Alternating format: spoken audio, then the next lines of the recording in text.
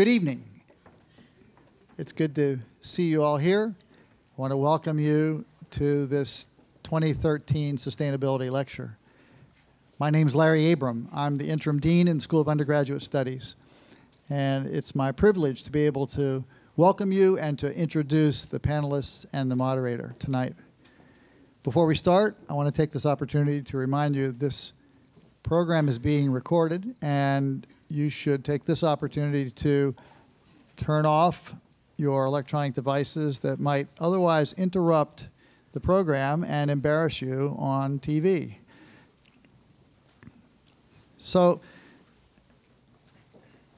the topic, sustainability, is a word that we all hear a lot, and I think different ones of us have different ideas about. And one of the things I'd like to suggest that you attend to tonight and think about throughout this program and hopefully afterward is what really the word means, how we use it in our society, how other people and perhaps groups of people understand the word and use it.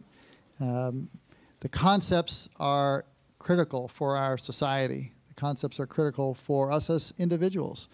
And certainly this will be something that I think will influence your lives in ways that we can only guess about. But the panelists tonight may give us some good food for thought on that topic. And it's perhaps particularly important that we have speakers tonight with the expertise that they do. I'll first introduce the moderator, Jim Walker, here on my right. Jim is a well-known person in the field of sustainability, both nationally and in Austin. He has worked in sustainable design and planning, in building. He was a major player in the design of the new modern neighborhood that's evolving where Austin used to have an airport in the Mueller community. And for the last 4 years, we've been fortunate that he's been the director of sustainability here on this campus. The two panelists that we have tonight, one is a local star. Dr. Sahotra Sarkar is, let me get my notes here, a professor of both philosophy and biology. And so he has a unique perspective, I think, on the topic of sustainability. He's actually a special kind of philosopher, a philosopher of science. And he's one of the founders of the systematic conservation planning within the field of conservation biology. So he's particularly known for his work on reductionism and his criticism of hereditarian thinking in biology. I'll also point out that Dr. Sarkar was the creator or designer of an important course on our campus that is called Perspectives on Science. And I'll say more about that in just a minute. The second panelist that we have is Dr. Baird Callicott. And Dr. Callicott is visiting our campus from the University of North Texas, where he holds the position of University Distinguished Researh Professor of Philosophy. He's the co-editor-in-chief of the Encyclopedia of Environmental Ethics and Philosophy, and he's written many books and papers on that topic. He's also served the International Society for Environmental Ethics as its president. And he's been a leader in the field of the combination of philosophy and environmental studies for many years. We were talking just before the time for this program to begin and discovered that Dr. Callicott is mentoring a young faculty member at the University of North Texas who's teaching a version of the course that our other speaker, Dr. Sarkar, developed on this campus. Some of you may know about the You Teach Natural Sciences program, which prepares secondary math and science teachers. It's a national model, and among the 34 replication sites around the country, it turns out there's one at the University of North Texas. And so these two panelists have that common understanding of the important course that future science and math teachers take actually at many universities around the country now, and in a program that started here on this campus, that have a deep understanding of the philosophical perspectives of science. Well, you didn't come here to hear me talk. At this time, I'll turn the program over to Jim Walker, and he will introduce the comments from the panelists. Thank you. Jim. Thank you, Dr. Abraham. I want to also kind of highlight we're doing this tonight as part of the Undergraduate School's University Lecture Series, which is aimed at really exposing undergraduates to key ideas, big ideas, and is really aimed at trying to get students to marry up or think about kind of the ethics and critical thinking and to kind of push you forward. And it's really important when it comes to a concept like sustainability that we hear a lot about. We throw that word out on a college campus quite a lot. In a town like Austin, we hear about sustainability a lot. And so it's worthwhile, we think, to step back every now and then from what we're doing, what the recycling program is, or what our composting program is. By the way, we're composting here tonight from the great food provided outside. But step back and kind of take a peek behind the curtain and really kind of look at what some of the basic concepts are, the foundation concepts. And having some Dr. Sarkar and Dr. Callicott who have thought about the philosophy of it, the ethical approach, as well as having another foot in the science side, is really going to give us a nice framework tonight to work from. So I want to thank you all for being here. For those students who are here either for the UGS course credit or as part of your course, there will be a sign-up sheet on the table just as you head out to the back right there, right when the Q&A starts. So I would encourage you to be sure your name is on there. Well, and to echo Dr. Abraham's thoughts, no one's here to hear me talk. I'd like to ask Dr. Callicott to start. Then we'll hear from Dr. Sarkar. I'll try to ask some thoughtful questions, and we'll try to get to audience Q&A as quick as we can. So do be thinking about, as Dr. Abraham encouraged us, to keep this word in mind, but to unwrap it a bit and apply yourself to it. So without further ado. Thanks, Jim. I want to thank you very much for this kind invitation. Dean Abrams for his very generous introduction, and just to say that it's an honor for me to be here and to talk to all of you.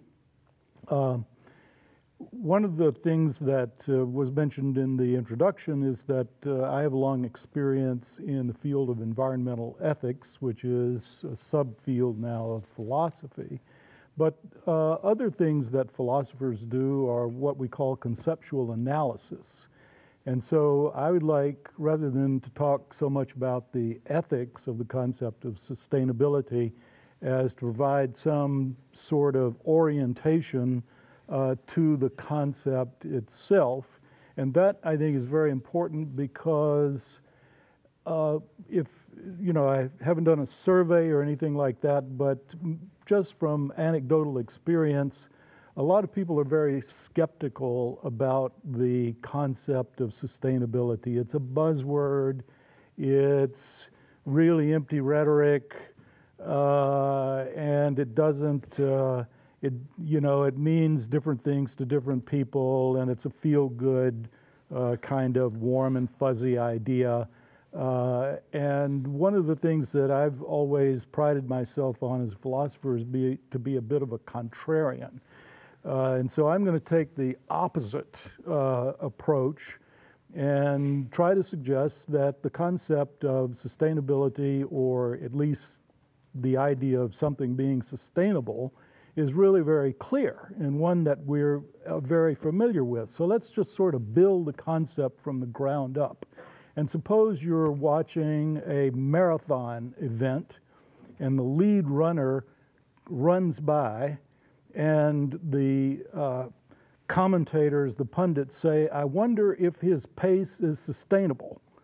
Well, we know what that means, right? Is he going to be able to sustain that pace throughout the race, and if so, to do it? So sustainable as a concept is actually pretty clear, but it's also quite relative to various activities and processes. So for example, now in the environmental field, we could ask, what is sustainable agriculture? Well, it's pretty clear. It means that can we continue this particular high productive agriculture using inputs, being very cavalier about soil erosion and things like that? Can we sustain that?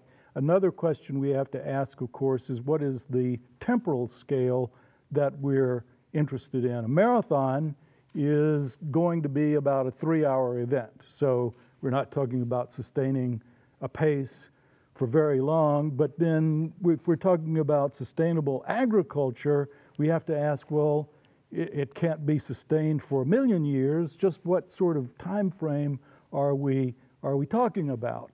So one way to think about sustainability, I think, is that it's process relative. And we can sort of break the concept down. Sustainable agriculture is one thing. Sustainable marine fisheries would be another.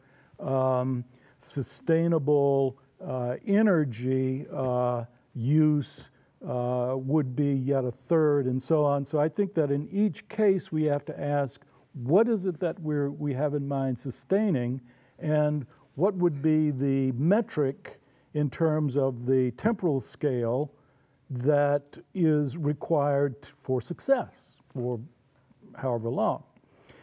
So now, so just that's what I would like to, sort of indicate as being a kind of, how should I say, off-the-cuff analysis of the concept of sustainability, and one way of trying to make it meaningful by specifying the activity and also the temporal metric that we're talking about.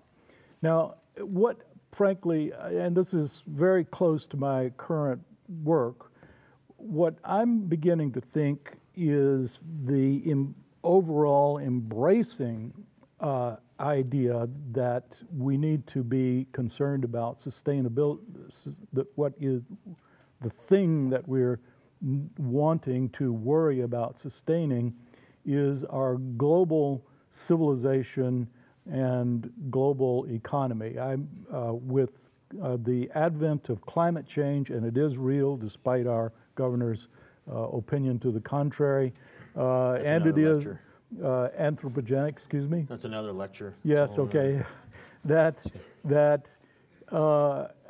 our economy and our global civilization, which is very now integrated and is in many ways overconnected and very fragile, is, I think, at serious risk. And we see the signs of this in failed states. Mali has come on the radar most recently. Prior to that, Syria, Afghanistan, and so on. These are not good signs for the fragility of our global economy and civilization. So I like to think of it this way, that one of the classic metaphors in ecology was the economy of nature. It's a way of thinking about the way the natural world works. There is an economy that we can describe on a global scale that is the natural economy, and it's basically a cyclical one. So what I think is important for the sustainability of global civilization and its associated economy is that we have to adjust the human economy and model it on the cyclical processes of the economy of nature. And that's why recycling is what everybody thinks about first when we think about local sustainability. Recycling is the first thing that comes to mind. I think that's very telling. It shows us that implicitly we know that we live in a world that is basically a world that operates on the basis of cyclical processes, and that we have to manage within our entire economy. It's now called industrial ecology. There's a whole field of study there to begin to adapt our economy and make it harmonious with and within the constraints and modeled on the economy of nature. So that's my opening statement.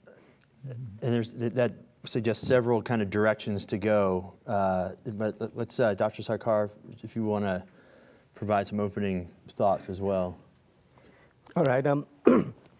Thanks to everybody for coming and for listening to us. And Baird has actually made life relatively easy for me, because I'm exactly the sort of person who thinks that sustainability is a buzzword.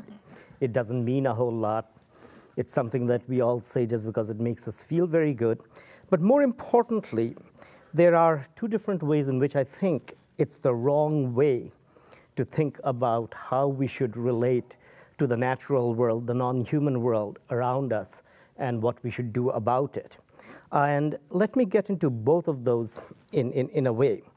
One of them, well, the first thing is that Baird and I would completely agree that in some sense we have to take better care of the world around us that is not human, and he and I have been arguing about this for about 15 years. But the perspective I want to bring first is this, that there are circumstances in which we should not think that sustainability ought to be a goal compared to other goals. And this is the kind of thing that arises when, say, in the 1990s, Malaysia, or now China, or India have been extremely skeptical about the idea of sustainability. And look at it this way. So you have a group of people who are at the bottom of their society, and they're living in abject poverty. Their basic aspiration levels are not being met. So what do you want now? You want development, and you want development as fast as possible, because you want every one of those children who are, say, under 2 or 3, to get proper nutrition, to get a proper education, to get to the circumstance where they can actually enjoy a type of life that at least approximates the least fortunate of us who are living in this society. And now somebody comes and tells you that if you consume resources over here in such a way so as to raise these people within the next few years to that level where human lives really are what should be called human, what should become human, you shouldn't do it, because this is something that cannot be pursued for 60 or 70 years or cannot be pursued indefinitely. It would seem to me that our moral obligations in that circumstance is, well, let's now go through, take the bet, and spend our resources now to get to that level, and then we can adjust about what we can do in the long term. Or think about it another way. The baseball season is about to start, right? And now let's say that you own a team, and you know that if you spend a certain amount of money to get some sort of a superstar this year, that's not the level of money you can spend year after year after year. But if you manage to raise the level by a one-shot deal where you spend more than what you have right away, you can end up in a state, a higher state of achievement and aspiration at which you can continue indefinitely. And that's exactly the sort of circumstance where sustainability is deployed as a rhetoric which prevents people at the very bottom of their societies all around the world to get the kind of development that they need. Now, the second example I'll give is a much, much more local example. Part of what has happened on this campus and in the environmental movement internationally is that sustainability as this buzzword has become everything it is that we are supposed to do. At one end, it's greenwashing, right? where Shell Oil claims that it's for sustainable development. It's hard to find anybody in the world right now, contrary to I think what Baird thinks, who will explicitly come out and say that we shouldn't think of sustainability. The part that bothers me most is things like protecting endangered species, rare species, and things like that. Protection of biodiversity itself is now viewed as part of sustainability or sustainable development. Now, many of you probably know that most international law concerning biodiversity now is governed by something called the Rio Convention that was adopted in 1992 at the Earth Summit. And one of the funny things about the Convention on Biodiversity is that it was part of sustainability. Now, I see a few of you in this room who have actually done field work with me, and I am right now finishing a report for the US Fish and Wildlife Service about declaring some small salamanders endangered, which with luck they will do at the end of next month. One of these is the Jollyville Plateau salamander, and it lives on small areas just outside Austin to the north and west. And I think the salamander needs to be protected. I think it's an absolutely important value for us to prevent it from going extinct. And now somebody comes in and tells me that the reason we should do that is somehow otherwise it's going to hurt sustainability. It seems to me that I've been given a word that's absolutely meaningless. I don't think anybody sensible would ever say that the ecosystem would collapse or the world would end or anything like that if this one tiny 4-inch long salamander happens to go extinct amidst the scores of salamanders that live in Texas. I absolutely think we should not let it go extinct, but it is not a question of sustainability. So my worry here, and with this I will stop, is that there's a lot that we should be doing about promoting natural values, and we should be promoting them as often and in as many different ways we can in our personal lives. Sustainability, to the extent we can understand it, and I'm sure we'll get into that discussion later, is one of those values, but it's hardly the overriding values. And what we should try to do is to get clear about both what it is and the precise role it should be playing in our thinking about what our relationship to the non-human world should be. Baird might want to respond, of course. But, yeah. Well, if you... Yes, I'd like to. Before we started here, there was a question as to who would go first, and Sahotra You want to revisit was that? no. He was very adamant that I should. I said, it's like baseball. So your baseball analogy was perfect. You get to bat last with the home team. So let me rejoin, however, on matters of. People living in abject poverty in circumstances which are not really suitable to be called a human life, right? We need to do that. Now, it seems to me that we lack imagination to think that development proceeds as it always has in the past. That is to say that the Industrial Revolution has to be recapitulated, steam engine for steam engine, coal-fired power plant for coal-fired power plant, and so on. Let me just give you an example, a real example about Africa. Everybody in this room probably has a cell phone in their pocket, and a lot of people in Africa also have a cell phone in their pocket. And they don't have landlines.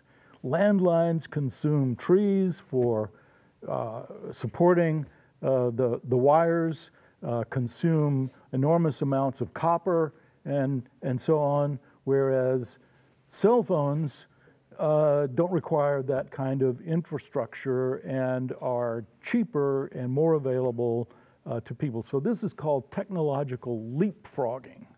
And so I think that the concept of sustainability is not something that is used as a tool to forestall the opportunities of disadvantaged people around the world from participating in development.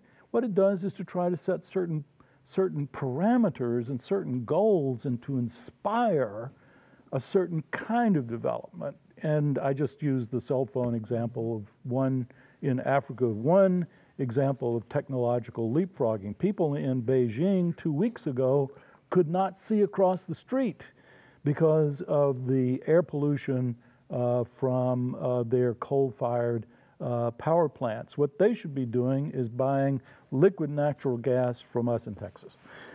Can I, let me just, excuse me for a second. I'm going to get a turn at some point, but no, go ahead. Okay. What worries me, Baird, about those kind of examples is that's precisely the kind of examples that could be used to suggest there's absolutely nothing that we really need to do to change our practices. Because if somebody comes and says, look, we need to stop fossil fuel consumption because we'll run out, or because of climate change, or whatever it is, somebody can come back and say, well, we're never going to run out of any of this stuff, because by the time we run out, we'll have leapfrogging technology, and so human ingenuity will take over all of it, and there's absolutely nothing we need to do to change any of our practices right now, because before the problem comes along, new technology is just going to solve the problems for us. So an example like that, I just think, is one of those cases where we're just guessing into a future that is unknown, and all that we should say about sustainability is, instead of taking it as a global framework, look at local problems that need to be solved, smaller problems. Pollution in Beijing, I think, absolutely is a problem. Or in New Delhi in India and places like that is absolutely a problem. So we solve them as we do, and we try to solve, we regard climate change as part of the problem of pollution rather than as this global issue. And then we go and actually try to make sure that our individual solutions are just good enough so their generation is left with a world in which there are as many opportunities as our generation enjoyed. And that's where our responsibility stops. And at the same time, pay attention to all the other natural values and the human values that would really make the world a better place. So part of why we're here is to help, in sweeping gesture to young people in audience, but to help as higher education, this is our job, right? It's our role, is to how do you guide students into a kind of decision making, because it's a balance, there are hard choices, right, about how do you hold sustainability in relative value to other things? Technology is good, but it has cons to it. There are pros and cons, and that's always going to be true. And so and I like the idea of there being local examples where you would get kids to get off of campus and kind of understand the Jollyville salamander versus the sustainable infill new urbanism development kind of conundrum. But we've also known for 30 years or more that this was what needed to be done, and it hasn't moved forward. So why aren't we moving forward on teaching this? Well, I'm not as pessimistic about the progress that we have made in the past, and I think a good example would be the two of us. Sahotra here has a joint appointment here in the biology department and in the philosophy department. I, for my part, serve as what's known as a handling editor, an associate editor for the journal Conservation Biology, and conservation biology includes philosophy and ethics as part of its sort of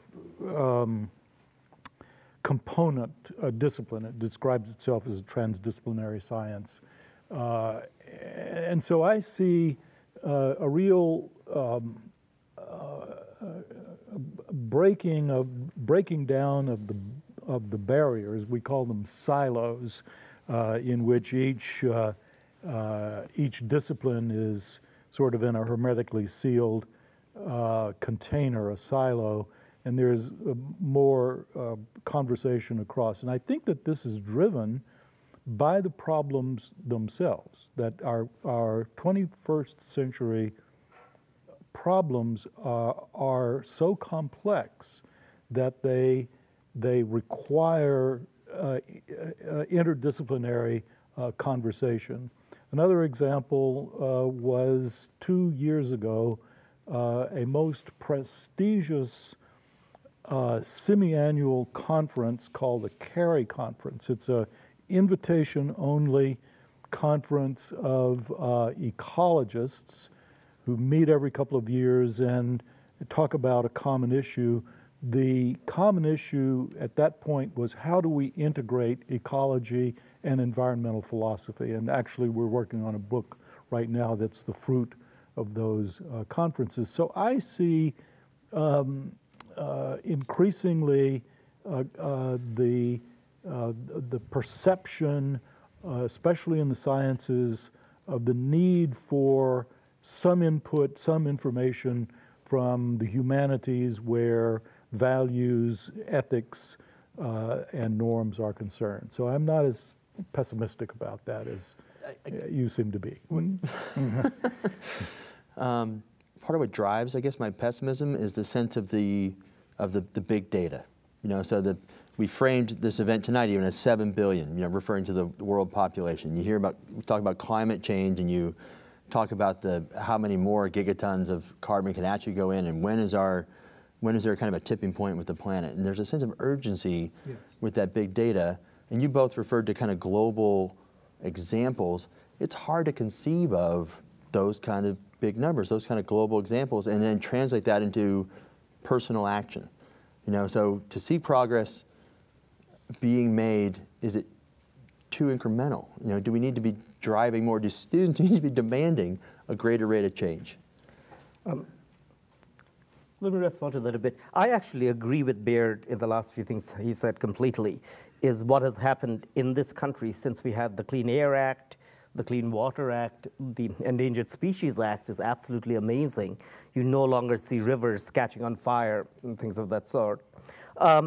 I also think that this, the kind of rhetoric that leads you to think that we are about to collapse and all of that is both unwarranted, and I also have a sense of, well, we heard that before, right? So you think now that we're about to collapse because of 7 billion people or whatever we're doing to the atmosphere and things of that sort. Well, let me give you a couple of examples from the last 30 years or so. In the mid-1960s, I believe, Paul and Anne Ehrlich published a book called The Population Bomb, which was sort of trying to compare the population problem to the nuclear bomb, and made confident predictions. If we didn't do something immediately, then by the time we got to 2000, people would not be able to stretch their hands without touching each other. There would be so many people in the world. I remember that absolute confident prediction of disaster. In 1976, some of the most prestigious ecologists in the country got together and wrote a report to the President of the United States, Jimmy Carter at the time, in which they predicted that if deforestation rates continue at the rate that they were going on then, by 2000, half the species in the world will have gone extinct. Of course, Reagan got elected and didn't pay any attention to the report whatsoever. There was a chance that if Carter had been elected, he would have paid attention to the report.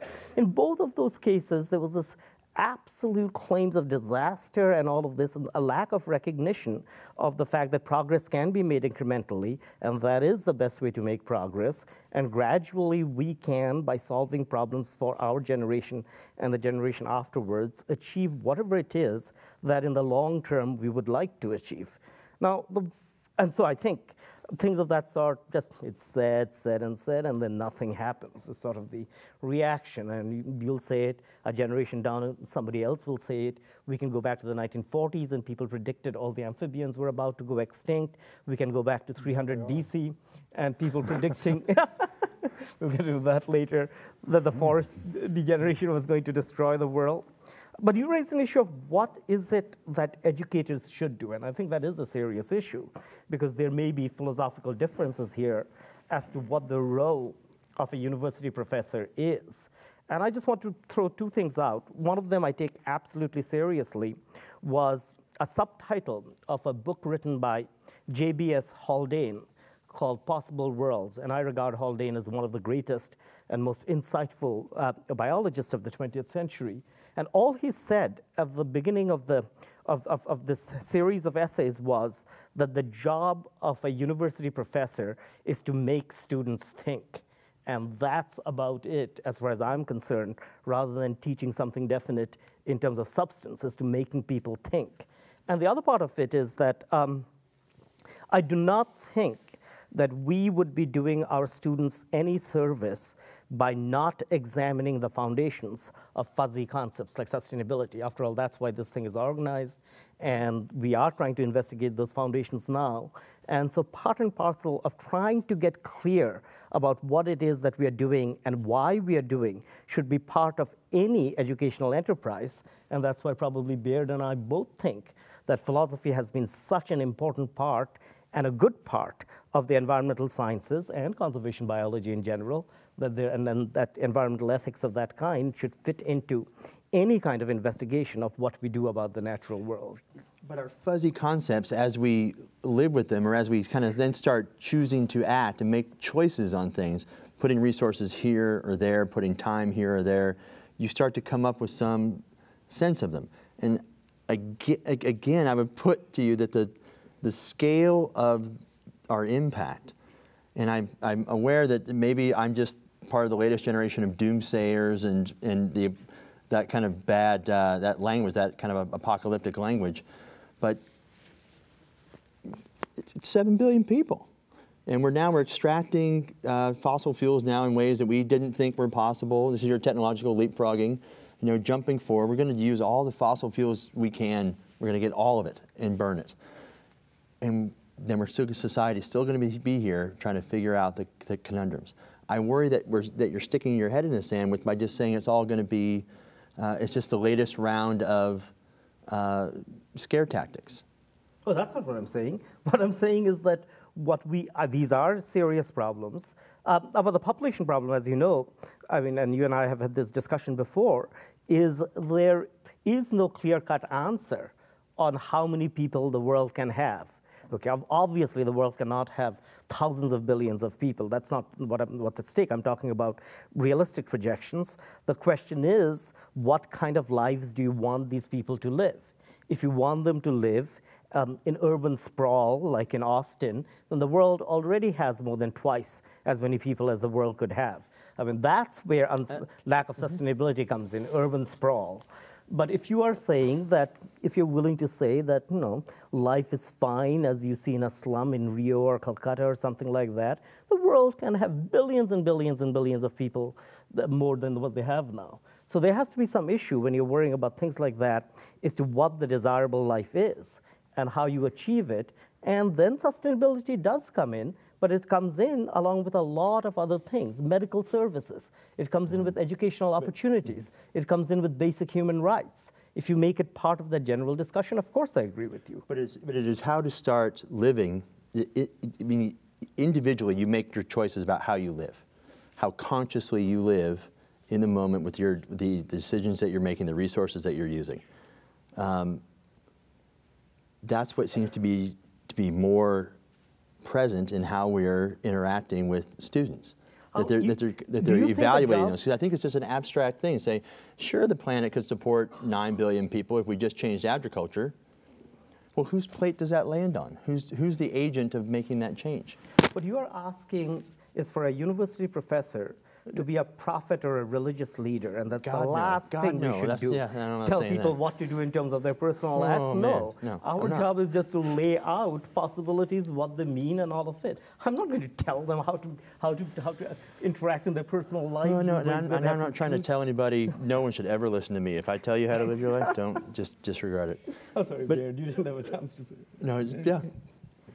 Well, first of all, I would like to endorse what Sahotra is saying generally about the role of a university professor, and I think Haldane puts it as succinctly as possible, and that's to make people think. We call it a liberal education. We have the liberal arts and so on. I'm sure there are people in the State House here think that means we're trying to convert you all to Democrats. But that bill was filed last week. It actually means that it's liberating. An education enables you to think freely and openly, and that's, I think, our bottom line task. But I'd like to weigh in, at least on the population issue, to sort of, switch things around here. In the population bomb era, the thinking about population, the human population growth, was like thinking about amoeba in a petri dish. And it was purely Malthusian. Population multiplies geometrically, whereas resources, if there is any increase, are arithmetic, and that math results in eventual collapse. And so we human beings are just biological entities. We're subject to the same laws of biology that all other creatures are, and that's the substance of these predictions. What they forgot was that human beings are also cultural as well as biological beings, and that what we think, and that's why an education is important, and our cultural values, attitudes, and so on can affect our behavior. The next step in the population debate was something called the demographic transition. It was noticed that Italians, for example, had a negative population growth, and most European countries did as well. Well, what was causing that? Well, why were they less fertile than other people? Because they were affluent, and they had better things to do with their time than raise children, and so they didn't, and they had access to birth control technologies, and so they didn't have kids. So let's make everybody as rich as everybody in Austin, but of course that would take 2 planets in order to do that. The last step in this debate turns out to be the most politically correct, and that is that what really influences fertility, irrespective of affluence, is women's opportunity, economic opportunity, and control over their reproductive lives.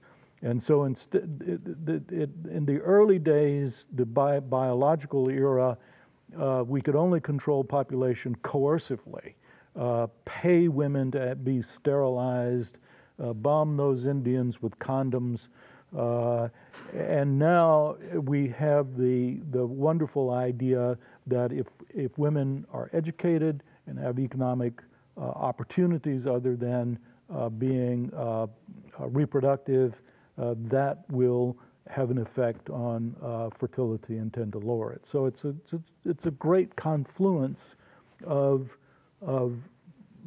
democratic values with the population issue.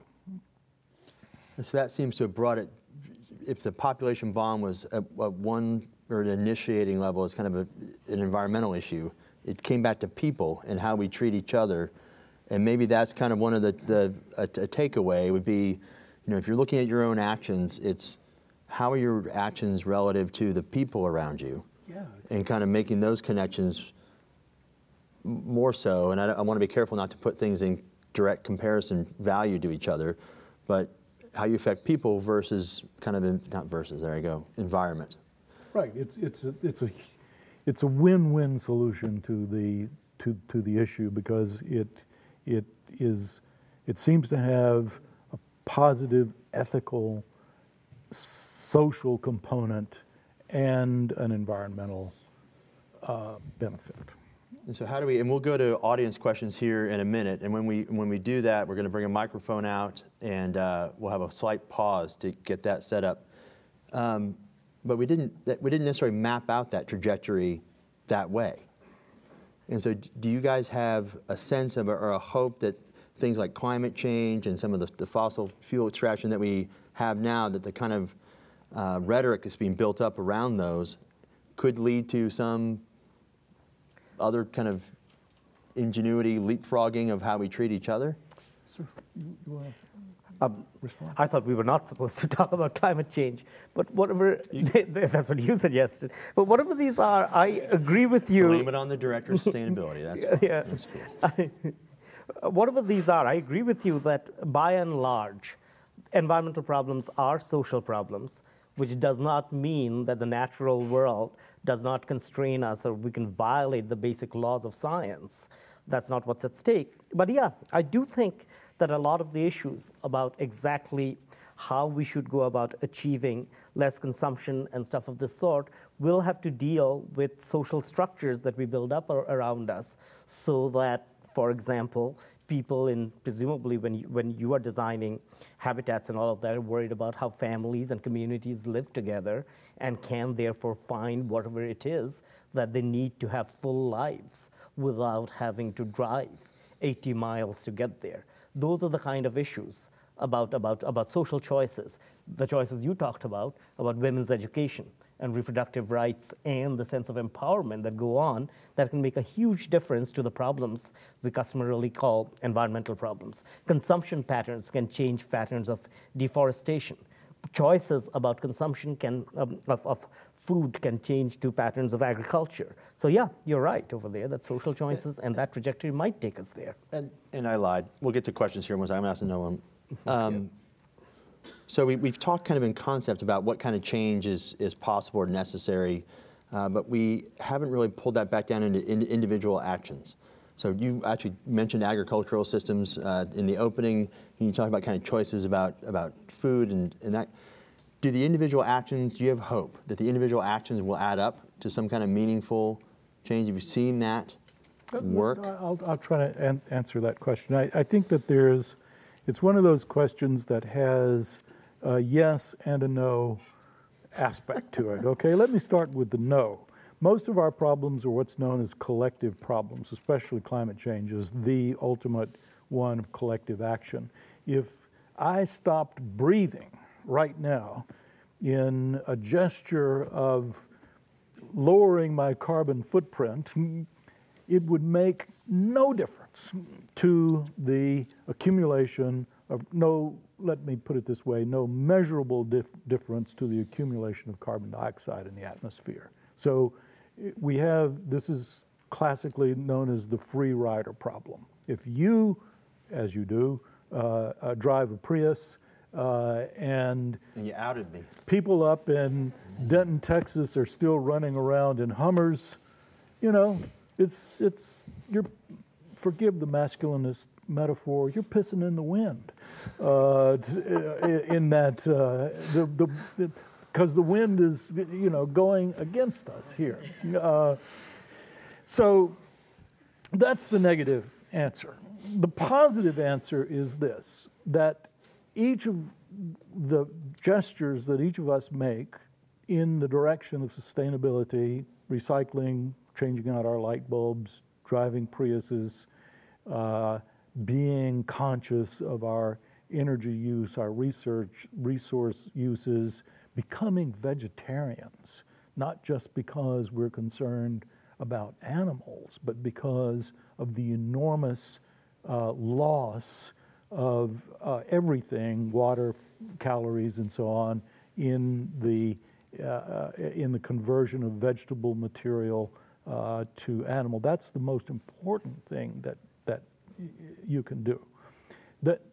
So I think that there's a symbolic value there, and it's also, it has what I call a kind of positive contagion. People see you do these things, and it's cool to do them, right? And they'll see that you're healthier because you're biking instead of driving. They'll see that you're having more fun because you're gardening than buying all of your stuff at the grocery store, and there'll be a sort of an attraction to it. And the other thing is, we're much more linked up now, that there's a sense of synergy. Things go viral on the internet. There's a sense that, and this is where I think things get really unpredictable, is that it's very difficult to tell what is going to be the thing that captures the imagination of the whole world, not just kiddies knocking things around on YouTube, but maybe this going out on YouTube will be something that or something like it, will sort of catch fire and be transformative on a global scale. So for those reasons, I'm very optimistic. People say, what can you do? What I think the most important thing each of us can do is to vote. Vote for the representatives who are going to take action at the level of policy and law that will implement things like the no smoking ban on your campus and mine, that suddenly I think is having a positive effect. And if we can do that on a national scale, I think that will be also very helpful. I've recently been kind of brought into a much better appreciation of how individually increasing your consciousness about what your actions are in the moment can spread in and of itself. And maybe that is the action which matters most, is to be more present with what you're doing, how it affects the environment and others around you, and just let that spread. And that maybe that's kind of a path in and of itself. I don't think that that's enough. I mean, it is a collective problem and it will require collective action. So of all the things you said, the part that I agree most with is the vote. These are problems that have to be solved politically, and as such, what you require is the kind of political organization that you required for civil rights, that you require for better medical care, universal medical care, or any of the other social issues. And yes, I think individual choices can be inspiring, but I'm a little pessimistic that those really will make any difference compared to what organized political action can do. But I think maybe it's time for questions. Or, It is, and it's not an either or, of course. No, it's a no, both. not at all. All right, go ahead and introduce yourself and ask go ahead. Okay, my name's Sam Liebel. I'm a senior here at UT. I think a lot about whether we need mass change or personal change. And we seem to invest a lot of time. There's certainly a lot of advertising campaigns invested in the idea of personal change. And it seems to be the least threatening path that we can take as individuals is to go out and buy something that is marketed as green, rather than getting together and trying to form a social movement and affect large-scale political change. Do you think that on some level that personal change, thinking we can buy our way out of climate change, is the wrong way to go?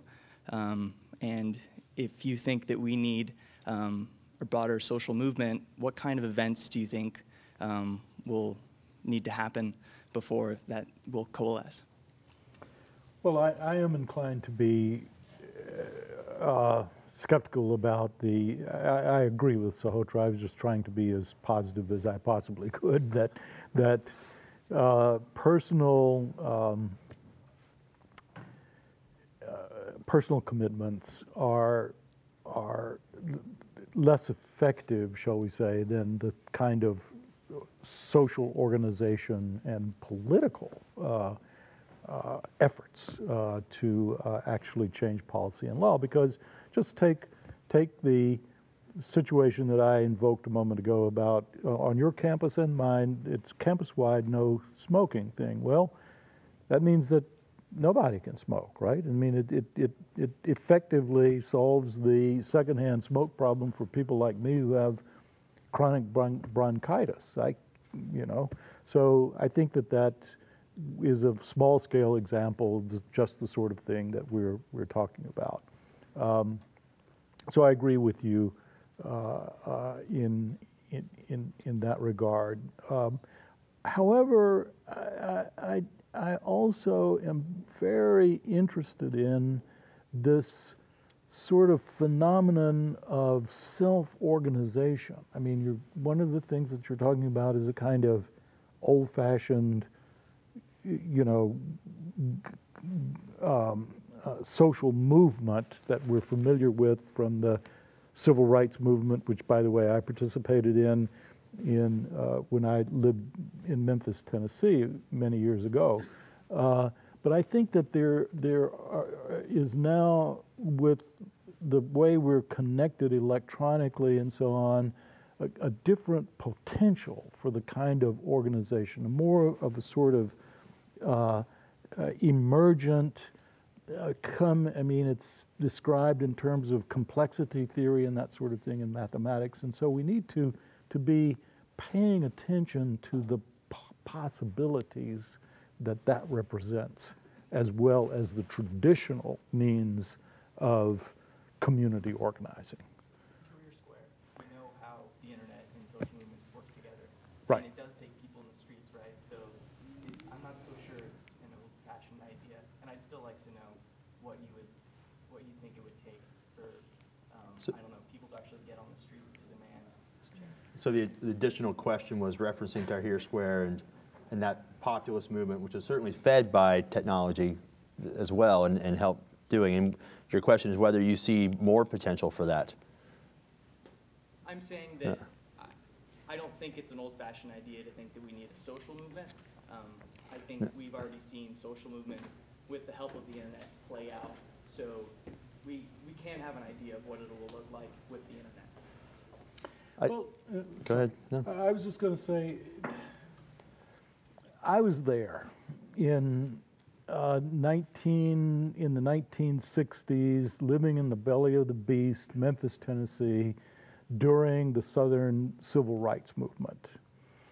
And it just, I don't know, I mean, I was also there in 1970 in Wisconsin when the first Earth Day occurred. I was at a small regional state university, University of Wisconsin-Stevens Point, specialized in natural resources. From 8 in the morning until midnight, the gymnasium was packed with students and professors coming up one after another, articulating their concerns about the environment. Then Sahotra points out that it was under the presidency of Richard Nixon in the 1970s that we have the Endangered Species Act, which I've argued gives rights to endangered species. Some of them have actually sued in their own name in the federal courts, the Clean Water Act, the Clean Air Act, and so on. This was a matter of people literally in the streets. It's happening in Egypt, it's happening in China, but I just don't see it happening in the United States. And here we have an issue that is just as urgent. You may disagree, but global climate change, I think, is a serious threat to your future.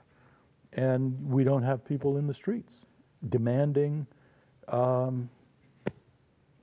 change. And so, I mean, there are efforts to get them in the streets. I mean, Bill McKibben's and 350.org and kind of some other efforts. Yeah. Small scale.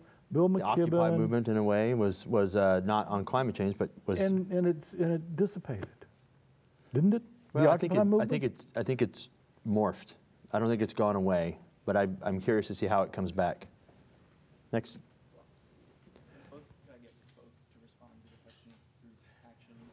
No, time's up. Really? No. Sarkar, would you like to add to that? Well, I actually think that group action and organizing is the way to go. And I think the technology that can be used makes it somewhat easier. But the issue probably would be to start out locally with particular problems that are perceived to be problems and use those as a basis for organizing. And once you have organizations, the organization as a whole can have individuals begin to articulate their interests and evolve along with the pursuit of those interests. But the way to organize is to use all this technology in order to coalesce around small sets of issues that concern people. Hi, my name is Ethan Howley. I'm a freshman here, and we talked about, or you guys talked about, personal ways that you can make a difference by, recycling, being a vegetarian. But I totally agree with those ways. Those are great. I do those things. I'm vegetarian myself. But I would like to argue that the best decision you can make to reduce your consumption is to make a personal choice not to reproduce.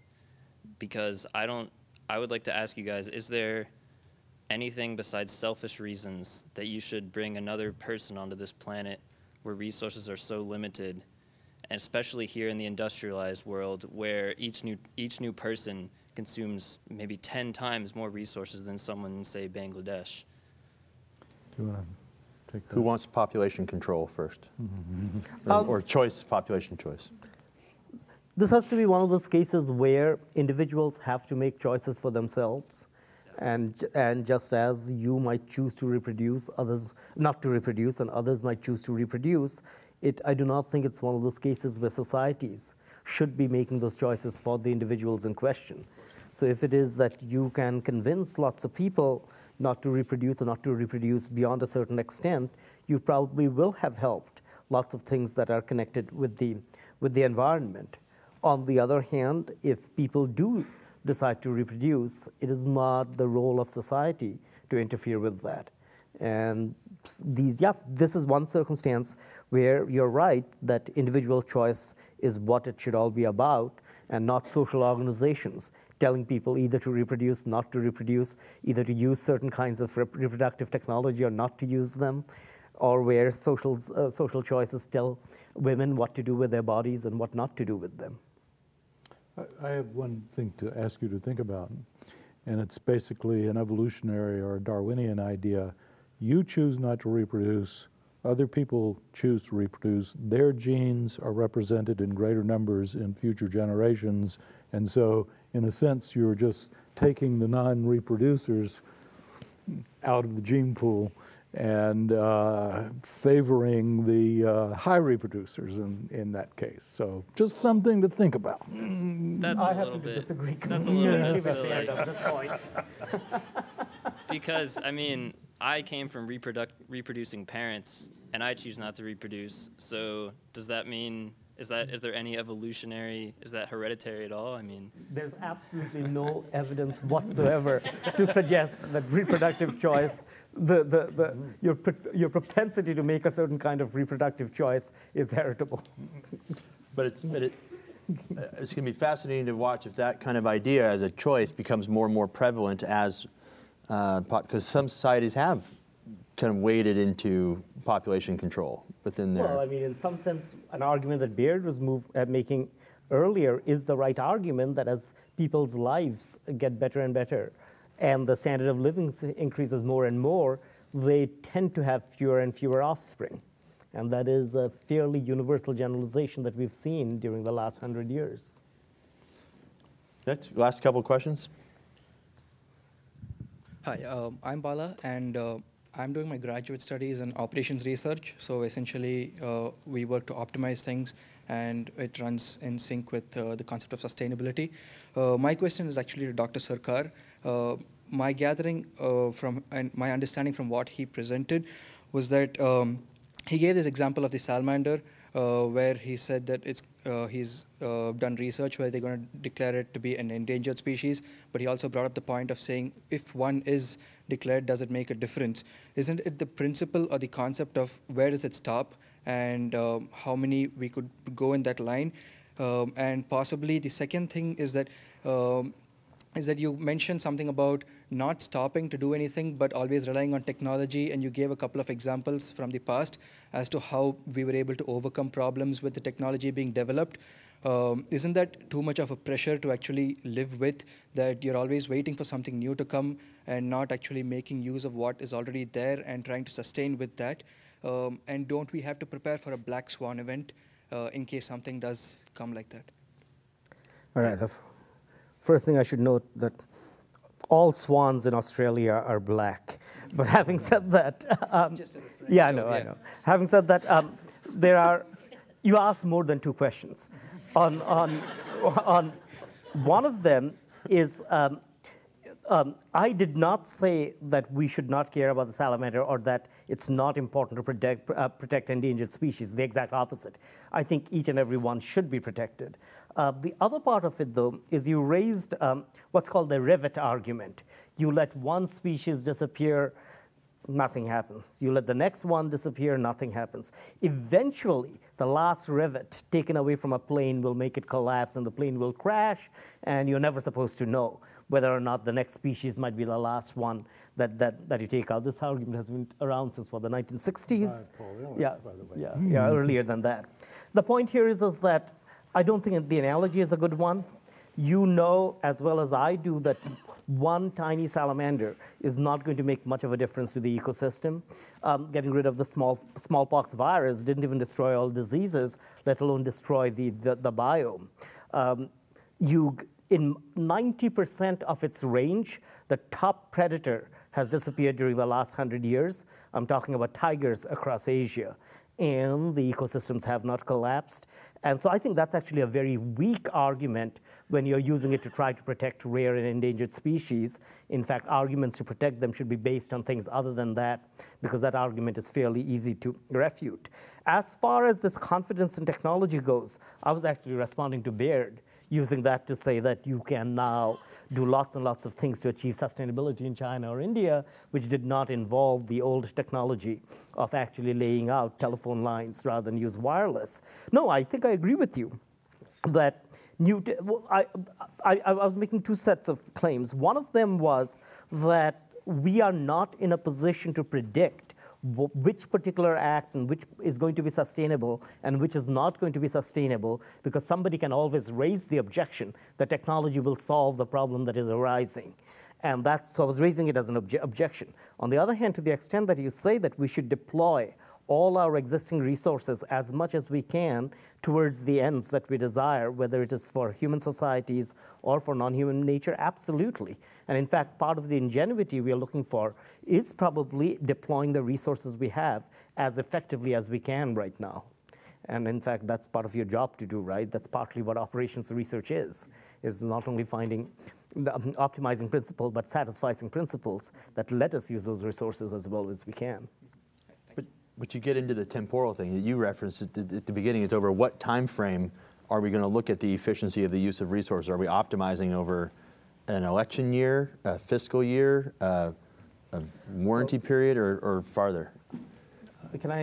About 12 years ago, Baird wrote a paper for a journal issue that I was editing, and we disagreed then, and we probably disagree now. Baird wants a long-term perspective of what eventually will happen over the long run. And while I also want that, I am just too worried that the uncertainties are so great that if we begin to think too far into the future rather than worrying about the next generation, because of the uncertainties, we will make bad decisions. And that's sort of a judgment call in some sense. You can't put off making decisions. Yeah, but I'm saying that the decisions should take into account a time horizon for which you can be reasonably certain what would happen. Asking me to take a decision about human generations 200 generations down the road, almost 1,000 years down the road given current generations, is asking too much. We are not able to do that. We'll just do 7 generations. The last question. Hi, I'm Vivek. I'm a graduate student in sustainable design in the School of Architecture. I'm sure there are a lot of us like me here who've invested a lot of time and effort and energy in learning what sustainability is and participating exactly in this conversation that we're having today. But my question is more fundamental in terms of, on a personal scale, how ethical do you think it is to go out into the world and advocate what you have come to learn is being sustainable? To educate others? Yes. About what you have learned is a sustainable approach, or in other words, to tell someone how to lead their life. To tell versus show versus guide. Pick one. Okay. Well, I think that to some extent both of us have, if not given an answer to that question, we have hinted at it, or you could infer how we would answer the question. That is not, I'm very reluctant to tell not only students, but really anyone about the choices that they should make and so on. I was at a recent conference, a small group of people that were supposed to be envisioning a new moral. We were up in a mountain, and we were actually to come down from the mountain and lay out our vision for a lay audience.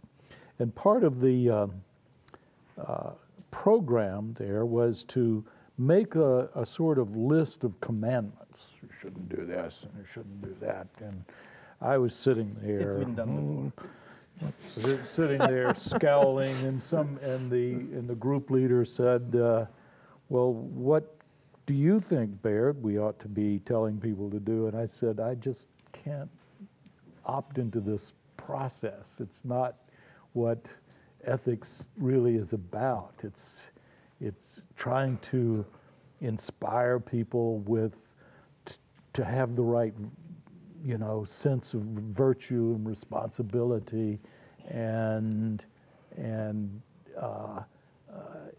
inform people to the extent that you can, but never attempt to sort of wag your finger in someone's face and tell them how to live or what to do. I just have a temperamental alienation from that kind of pedagogy. So I guess the best advice would be to just practice what you preach. No, I would go a bit further than Baird and saying you're perfectly free to go and try to convince other people of what you take to be right by explaining why you take that to be right and willing to argue about it. But that procedure of convincing should proceed by reason, where you present your evidence and what logic you use to derive the conclusions that you derive from the evidence and your process of thinking, and that is perfectly fine. So that is going beyond just setting an example. It is being proselytizing to the extent that you can, but it's far from preaching, let alone telling people what to do. But I don't think you would disagree with that. No, I wouldn't. Yeah. I think the only thing I would add would be that listening is a key part of that. It's got to be a two-way or more and an iterative kind of thing. None of us has the answer, but we all can share an answer. Well, thank you. Thank you for that. Dr. Callicott, Dr. Sarkar, thank you for joining us. Thank you all for coming out tonight and sticking around for this. We're going to do this again next year, so keep an eye out for that. This will be on YouTube fairly soon. But thank you all for coming. Have a good night.